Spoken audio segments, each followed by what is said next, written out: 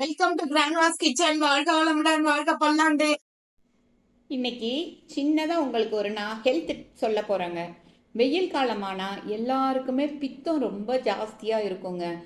வெயிலில் ஏன்னா சுற்றிட்டே இருக்கும் இல்லைங்களா, அந்த டைரக்ட் சன்லைட்டு தலையில் உச்சி வெயில் படுறப்ப நம்ம உடம்புல பித்தத்தை கிளப்பி விட்டுரும்.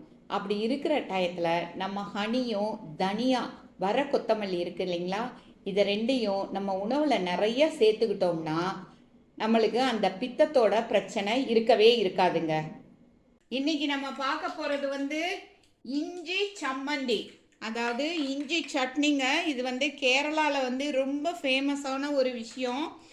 ஜீரணத்துக்கு, வயிற்றில் உள்ள ஒரு அஜீரணம், ஒரு மாதிரி அன்னீசியாக இருக்கிறது, அதுக்கப்புறம் நம்ம பித்தம் இருக்கிற டைமில் இது சாப்பிட்டோம்னா ரொம்ப நல்லா இருக்குங்க. இதுக்கு ஃபஸ்ட்டு ஒரு 2 இன்ச்சு அளவு இஞ்சியை எடுத்து இது மாதிரி தோல் எல்லாம் எடுத்து 2 இன்ச்சு இவ்வளோ பெருசில் 2 பீஸ் எடுத்து தோலெல்லாம் எடுத்து அதை மிக்சி ஜாரில் போட்டுக்கலாங்க. அதுக்கப்புறம் தேங்காய் ஒரு பெரிய சைஸ் தேங்காய், ஒரு இவ்வளோ பெரிய சைஸ் தேங்காயில் அரை மூடி எடுத்து அதையும் பீசஸாக பண்ணி போட்டுடலாம். சிகப்பு மிளகாய் ஒரு 6 மிளகாய் போட்டுக்கலாம். இது கொஞ்சம் காரம் புளிப்பு எல்லாம் நல்லா உரைச்சி இருந்தால் தான் ரொம்ப நல்லா இருக்குங்க. 6 மிளகா போட்டுக்கலாம். அதுக்கப்புறம் இதுக்கு தேவையான அளவு உப்பு போட்டுடலாங்க. இதுக்கு தேவையான அளவு.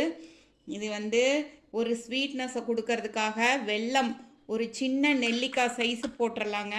அதுக்கப்புறம் பாருங்களேன், புளி இந்த அளவு புளி பார்த்திங்களா, இந்த அளவு புளி இதையும் போட்டுடலாம்.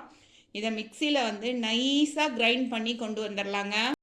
நம்ம சூப்பரான சுவையான ஒரு இஞ்சி சம்மந்தி, அதாவது கேரளா ஸ்டைல் இஞ்சி சட்னி சூப்பராக ரெடி ஆயிடுச்சுது.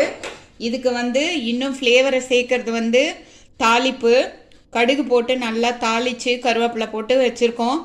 இது சூடு சாதத்துக்கு கலந்து சாப்பிட்லாம்.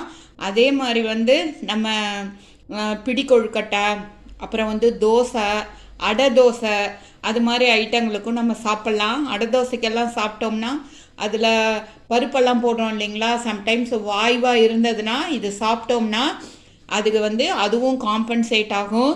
சூப்பரான சுவையான ஒரு இஞ்சி சட்னியை, இஞ்சி துவையல், இஞ்சி சம்மந்தி எப்படி வேணால் சொல்லலாங்க, இதுக்கு பேர்.